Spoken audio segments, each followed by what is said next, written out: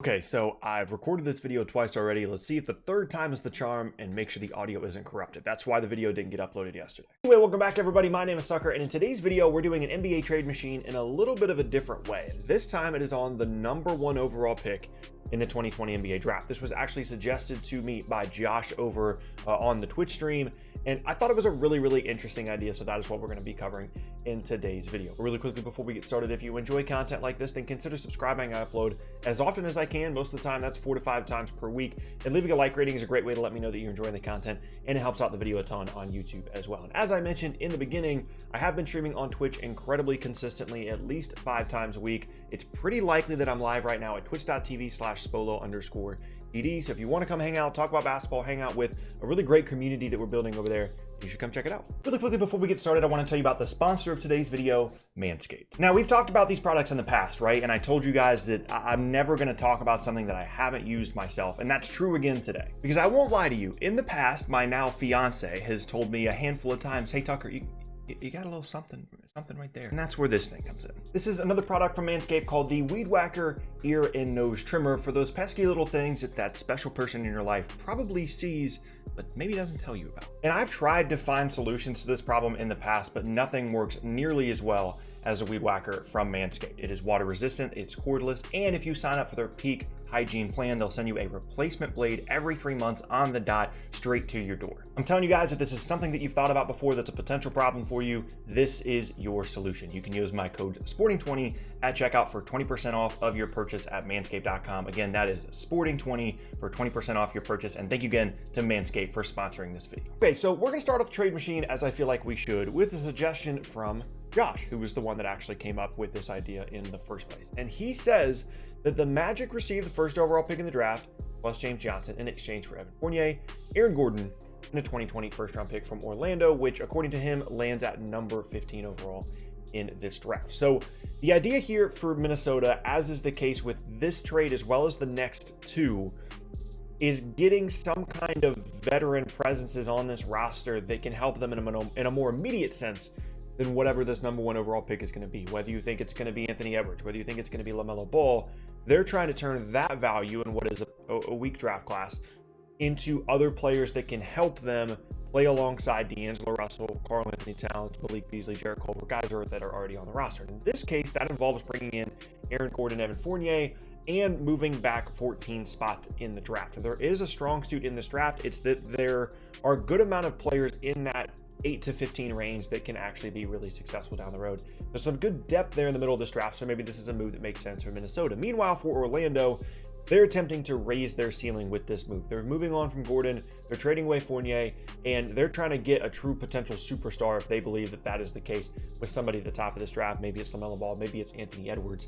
But it's clear at this point that this Magic roster, although the floor is pretty high, the ceiling really isn't all that high for this group. They're going to be between a 6 to an 8 seed in any given season in a good year when they're healthy, and that probably just doesn't really cut it for their organization at this point in time. So making a move here to get the first overall pick, get a potential, as I said, future superstar in this draft, if they believe that someone is there for that, then that's kind of the move that they're going to make here. And again, Minnesota wants to be good pretty immediately here. Move on now to the second trade, one that I came up with, and I have a bit of a problem here because I can't stop coming up with Buddy Hield trade machines. It's a similar concept to the first deal, in which the Timberwolves received Buddy Hield, the 12th pick of the draft, and 3 second-round picks in exchange for James Johnson and the first overall pick. And again, the mindset here is pretty similar.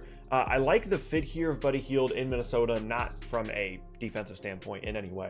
That would be a complete train wreck between him, D'Angelo Russell, and Karl-Anthony Towns. But honestly, they're already going to be a train wreck defensively at this point. So what I like, though, is the offensive fit. Buddy Hield is one of the best shooters in the entire league. He can play off the ball alongside D'Angelo Russell, alongside Karl-Anthony Towns, provide them great spacing, which is something that I think that they need on this roster. In contrast to that first deal, as interesting and as versatile as Aaron Gordon is as a player, consistency in terms of three-point shooting and spacing is still a question mark for him.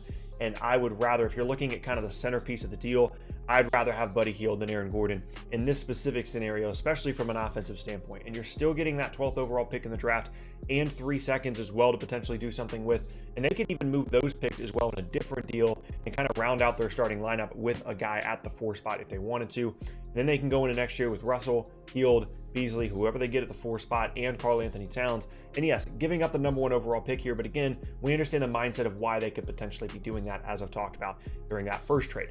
Now for the Kings, it's a similar situation, but they're more motivated to move someone like Hield than the Magic are to move someone like Gordon or Fournier, simply because it seems like Hield doesn't want to be in Sacramento anymore, and they can get a potential ceiling raiser for their roster as well, and one that fits the timeline a bit better than someone like Buddy Hield, who is a bit older than guys like De'Aaron Fox and Marvin Bagley. So getting LaMelo Ball, or probably more ideally for their roster, Anthony Edwards there in Sacramento, would provide them a really nice backcourt moving forward. Maybe they think that one of those guys has superstar potential, and then they can go forward from there with one of the better, 3-player young cores in the league, while giving up Buddy Hield, someone that doesn't want to be there anyway. Next up now is the third trade. This one sent to me by Cole, and this one I just kind of find a little bit funny.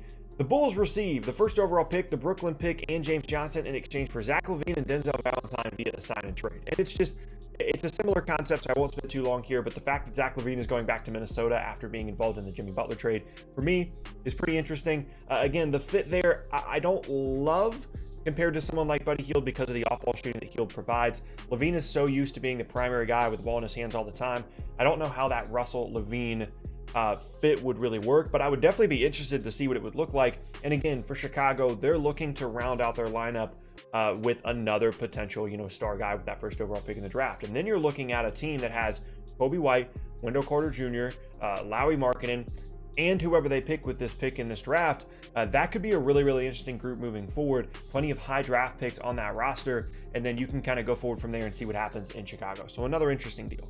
Oh, and they have another high draft pick in this class as well, so they could have an entire starting lineup of like top 10 picks. Next up now is the second trade that I came up with, and in this scenario, Indiana is receiving James Johnson, Jarrett Culver, the Brooklyn pick, and the first pick in the draft in exchange for Victor Oladipo and Miles Turner. Let me explain this one. If you're a Pacers fan that's absolutely losing their mind, relax for a moment. So we don't really know what the Oladipo trade value is right now. We also don't really know if he wants to be in Indiana. We had reports that said that he wanted to leave, then he came out and said, no, I want to be an Indiana Pacer. But the reality is he's a free agent in 2021. He has the opportunity to go wherever he wants to, and it's a little bit unclear if he wants to stay in Indiana. So that's one thing to consider.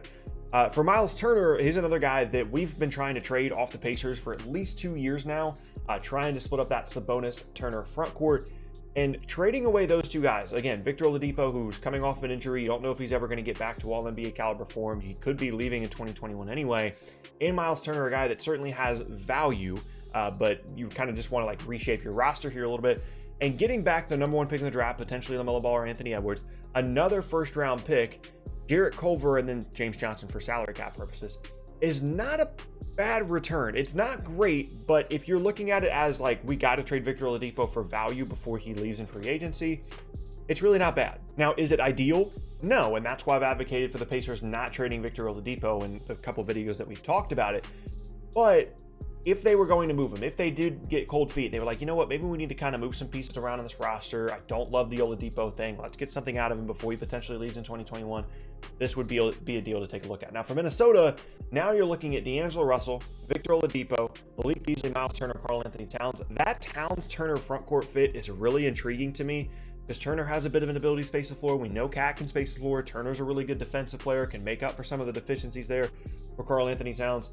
An interesting fit there. The problem for Minnesota is you're giving up the number 1 pick in the draft, and there's no guarantee that Victor Oladipo is going to re-sign and be a Timberwolves after the 2021 offseason. So that would be one other consideration here. And last up now, Dragon has our obligatory, way complicated trade of the week. And in this scenario, the Timberwolves are receiving Oladipo, Aaron Gordon, the first round pick via the Orlando Magic, and a second round pick via Indiana.